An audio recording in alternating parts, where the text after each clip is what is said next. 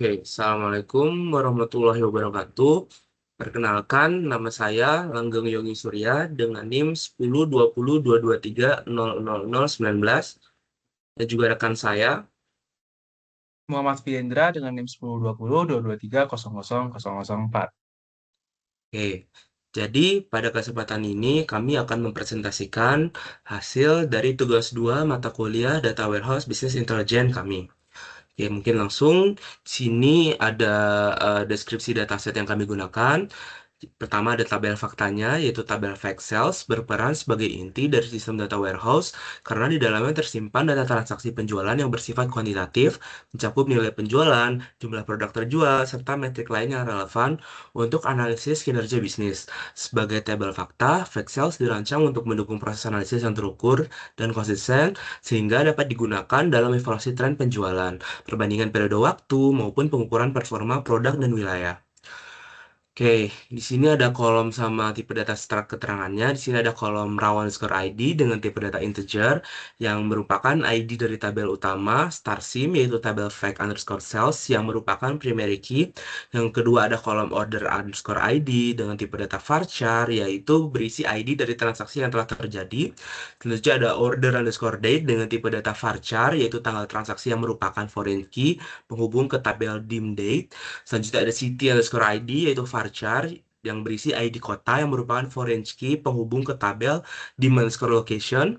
Selanjutnya ada kolom product ID, tipe datanya varchar yang ini merupakan ID produk yang merupakan foreign key menuju ke tabel dim underscore product. Selanjutnya ada sales dengan tipe data desimal yang keterangannya merupakan total penjualan dalam bentuk dolar. Lalu selanjutnya ada quantity yang tipe datanya merupakan integer, merupakan jumlah unit produk yang telah terjual. Selanjutnya ada discount dengan tipe data desimal yang merupakan nilai diskon yang telah diberikan pada suatu transaksi. Oke, selanjutnya ada tabel dimensinya. Di sini ada tabel dimensi yang pertama ada dim underscore date dengan kolomnya. Yang pertama ada order underscore date dengan tipe data date yaitu merupakan tanggal terjadinya transaksi dan merupakan primary key dari tabel dim underscore date. Lalu selanjutnya ada day, month, year yang tiga-tiganya merupakan varchar dengan keterangan secara berurutan yaitu hari, bulan, dan tahun. Selanjutnya ada tabel dim underscore location yang pertama kolomnya yaitu city underscore ID dengan tipe data varchar yang merupakan primary key dari tabel di underscore location. Selanjutnya ada city yaitu tipe datanya varchar yang merupakan deskripsi nama kotanya. Lalu ada state dengan tipe data varchar yang merupakan nama negara bagiannya. Selanjutnya ada region dengan tipe data varchar yaitu wilayah geografis seperti south, west, dan lain-lain. Selanjutnya ada di underscore product tabelnya dengan kolom yaitu ada product underscore ID dengan tipe data varchar yang merupakan primary key untuk tabel di underscore product. Selanjutnya ada kolom sub underscore kategori yang tipe datanya varchar yang berisi subkategori produk. Selanjutnya ada kategori dengan tipe data varchar yang merupakan kategori produk serta ada product underscore name yang dengan tipe data varchar yang merupakan deskripsi dari nama produknya.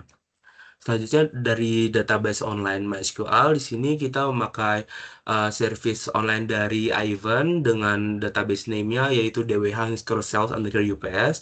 Dengan hostnya kita memakai nama yang kita pilih. Ini bebas, bisa yang lain aja di Ivan-nya. Dengan portnya juga diberikan oleh Ivan-nya dan username juga diberikan. Password juga kita diberikan oleh penyedia layanannya secara gratis. Oke, selanjutnya ada desain KPI. Di sini kami eh, memilih 6 goals dan KPI-nya. Yang pertama, goals-nya merupakan minimum rata-rata sales setiap tahun, tahun 2022 dan 2023 dengan KPI memastikan bahwa minimum rata-rata sales setiap tahun di atas 243 US dollar, yaitu rata-rata totalnya. Dan mengambil data dari fact sales kolom sales dengan perhitungannya yaitu aktualnya AVG sales berdasarkan tahun dengan target 243 dolar dengan chartnya merupakan bar chart. Lalu KPI yang kedua dengan goalsnya merupakan peningkatan total sales setiap tahun 2022 dan 2023 dengan KPI memastikan bahwa terdapat peningkatan total sales setiap tahun sebanyak 10%. Yang kita ambil dari data dari fact sales sales sama kolomnya yang tadi dengan perhitungannya yaitu sum sales berdasarkan tahun. dengan target 10% dan visualisasi bar chart. Selanjutnya ada peningkatan total order setiap tahun di tahun 2022 dan 2023 dengan KPI memastikan bahwa terdapat peningkatan total sales setiap tahun sebanyak 15%. Dengan datanya kita ambil dari factsales.order underscore ID dengan perhitungannya aktualnya yaitu count order underscore ID dengan targetnya 15% dengan visualisasi bar chart. Selanjutnya ada minimum rata-rata sales setiap region dengan KPI memastikan bahwa minimum rata-rata sales setiap region di atas 243 US dollar dengan rata-rata total diambil dari data fact sales dot sales jadi kolom sales yang tadi tabelnya. Selanjutnya dengan perhitungan aktualnya yaitu AVG sales berdasarkan region dengan targetnya 243 US dollar dengan visualisasi bar chart dan pie chart. Selanjutnya ada tingkat kontribusi tiap region dengan KPI, apakah tiap region memiliki kontribusi 25% dari total sales? Diambil dari data factsales.sales dengan perhitungan sum df.sales dikali 100 per select some sales from fact sales dengan target 25% per region dengan visualisasi pie chart. Lalu yang terakhir, rata-rata sales tiap state dengan KPI memastikan bahwa minimum rata-rata sales tiap state di atas 243 US dollar, yaitu rata-rata total maksimal tidak lebih dari 50% state dengan data dari factsales.sales yang perhitungan aktualnya adalah sum sales atau urutkan berdasarkan state dengan target 50% dari total state di bawah rata-rata dengan visualisasi yang merupakan bar chart. Oke, selanjutnya adalah visualisasi dari implementasi dashboard akan dijelaskan oleh rekan saya.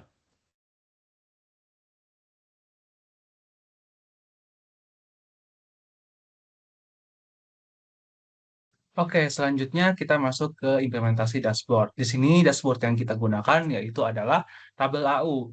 Jadi tabel AU di sini akan berkoneksi langsung dengan database MySQL online yang dari Aiven tadi. Nah, di sini kita sudah membuat dua chart, yaitu yang pertama ada pie chart dan bar chart sesuai jumlah KPI yang 6 tadi yang telah disebutkan. Nah, untuk link tabel AU-nya itu bisa diakses di sini dan juga untuk passwordnya bisa dimasukkan sesuai yang di event tadi. Oke, kita di sini bisa lihat bahwa tabel AU di sini ada semua KPI dimasukkan. Yang pertama total. Jadi total ini adalah total keseluruhan ya. Untuk KPI-nya yang pertama perhitungan per tahun. Di sini ada rata-rata sales, total order yang dimana ini tuh mencakup KPI 1 sampai 3. Dan untuk pie chart ini adalah KPI untuk 45 dan untuk yang rata-rata sales per state itu adalah KPI nomor 6. Untuk detailnya eh, bisa dilihat seperti ini untuk detail query-nya. Ini untuk KPI 1, 2, 3 seperti ini kurang lebih query-nya. Untuk KPI 45 kurang lebih seperti ini query-nya bisa dilihat. Dan yang terakhir untuk KPI 6 itu seperti ini query-nya. Oke, selanjutnya ini kita bisa juga lihat UI dari KPI-nya. Ya, ada total perhitungan per tahun, pie chart, dan rata-rata sales. Dan di sini di bagian kanan juga ada petunjuk untuk warna-warnanya itu menunjukkan apa, seperti itu. Oke, selanjutnya kita langsung masuk aja ke bab 5, yaitu analisis KPI. Yang pertama, minimum rata-rata sales setiap tahun 2022 dan 2023. Kan tadi kita udah lihat ya di dashboard kalau ada rata-rata sales untuk tahun 2022 dan 2023. Di sini terlihat kalau untuk tahun 2023 itu terjadi penurunan dan di bawah rata-rata yaitu 243 dolar, sedangkan 2023 ini kan hanya 242 dolar. Otomatis KPI untuk yang pertama itu tidak tercapai. Oke, kita lanjut cek untuk KPI kedua, yaitu peningkatan total sales setiap tahun. Di mana di sini mintanya adalah peningkatan total sales setiap tahun adalah 10%. Di sini kita lihat di 2022 itu eh,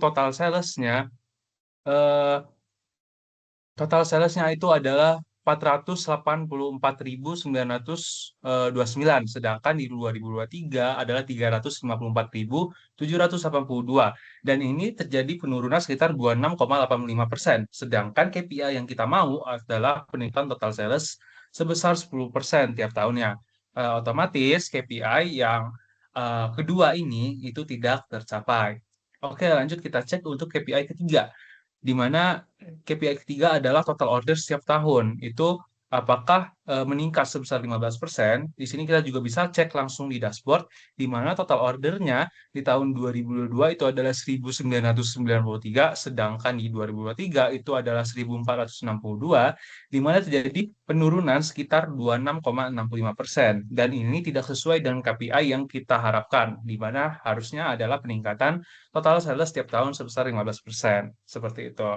Oke, selanjutnya kita masuk ke KPI yang keempat, yaitu minimum rata-rata sales setiap region. Oke, kita bisa dilihat di bagian chart kontribusi pie chart. Di sini eh, kita ingin lihat rata-rata sales setiap region. Itu kira-kira di atas $243 atau kurang gitu.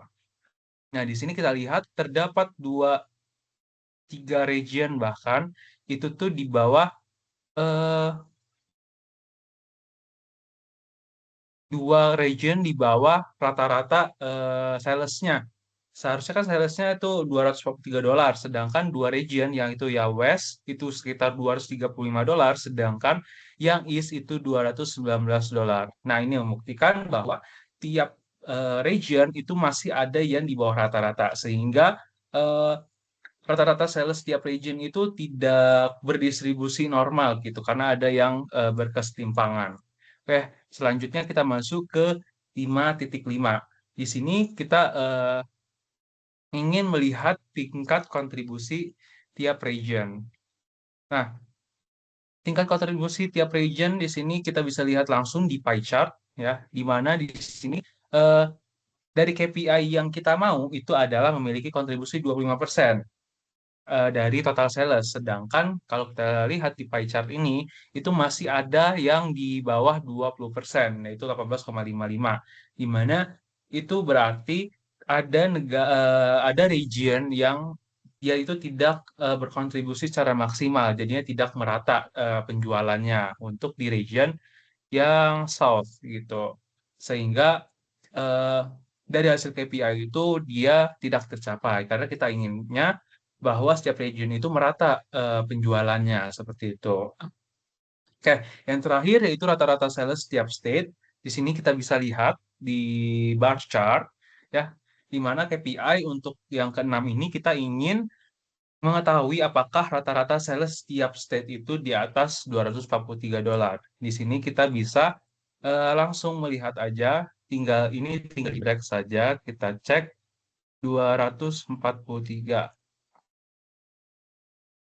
$243. Nah, dia bakal kesortir ya. Nah, di sini kita lihat bahwa masih banyak dan lebih dari 50% state itu masih di bawah rata-rata salesnya. Yang mana kita tetapkan kan tadi totalnya $243, sedangkan sekitar 26 state itu masih di bawah rata-rata tersebut dengan total 44 state, sehingga state yang masih di bawah rata-rata itu lebih dari 50%, seperti itu. Sehingga untuk KPI 6 juga tidak tercapai. Oke, selanjutnya kita masuk ke kesimpulan. Yang pertama, jelas kita bisa lihat dari dashboard penurunan kinerja signifikan pada tahun 2023 ya. Mungkin ini bisa digunakan oleh perusahaan terkait untuk memaksimalkan dan mencari tahu apa penyebab dari penurunan kinerja pada tahun 2023 tersebut. Oke, selanjutnya ketidak tercapaian standar rata-rata. Tadi kita bisa lihat bahwa rata-rata sales itu banyak yang setimpang, khususnya pada region dan state. Masih banyak yang di bawah rata-rata. Ada daerah yang memiliki rata-rata sales tinggi, sedangkan ada juga yang sangat rendah gitu. Jadi tidak merata. Selanjutnya yang ketiga, ketimpangan kontribusi terutama regional analisis per wilayah. Ini seperti yang saya sebutkan sebelumnya, bahwa terjadi ketimpangan yang cukup jauh ya antara beberapa region dan juga state gitu. Oke, untuk lampirannya bisa dilihat di sini ada dashboard online dan passwordnya yang tadi sudah disebutkan. Mungkin saya kembalikan ke rekan saya. Oke, baik. Mungkin sekian presentasi dari kami. Mohon maaf bila ada salah kata. Assalamualaikum warahmatullahi wabarakatuh.